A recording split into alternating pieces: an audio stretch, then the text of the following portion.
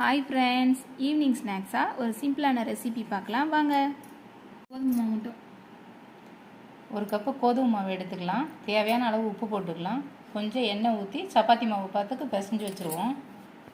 பிணைஞ்சு வச்ச மாவை இந்த மாதிரி நல்லா வெடிப்பு இல்லாமல் உருண்டையாக பிணைஞ்சு உருட்டி எடுத்து வச்சுக்குவோம்.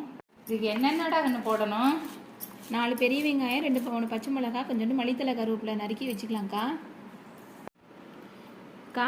சப்பாத்தி மாவுக்குள்ளே வைக்க ஸ்டெப்பிங் ரெடி பண்ணிக்கலாமா? ஓகேடா கண்ணே. கொஞ்சம் எண்ணெய் ஊற்றிக்குவோம். கொஞ்சம் சீரக சோம்பு ஹோல்ஸ் மசாலா போட்டு பொரிச்சிடலாம்.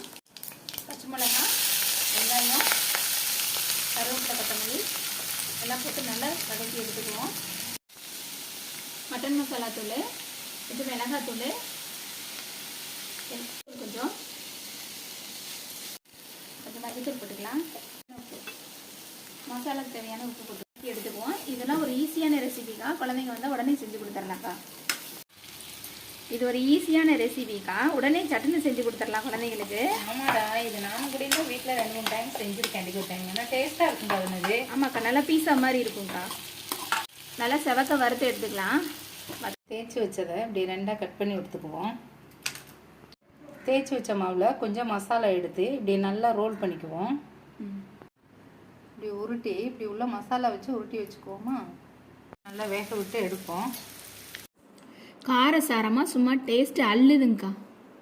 அக்கா இந்தாங்க டேஸ்ட்டு பாருங்கள், சூப்பராக இருக்குடாங்கண்ணே. நம்ம வெஜ் ரோல் சப்பாத்தி ரெடி ஆயிடுச்சு. ஈவினிங்காக குழந்தைங்களுக்கு ஸ்நாக்ஸை ரெடி பண்ணி சட்டுன்னு கொடுத்துடலாம்.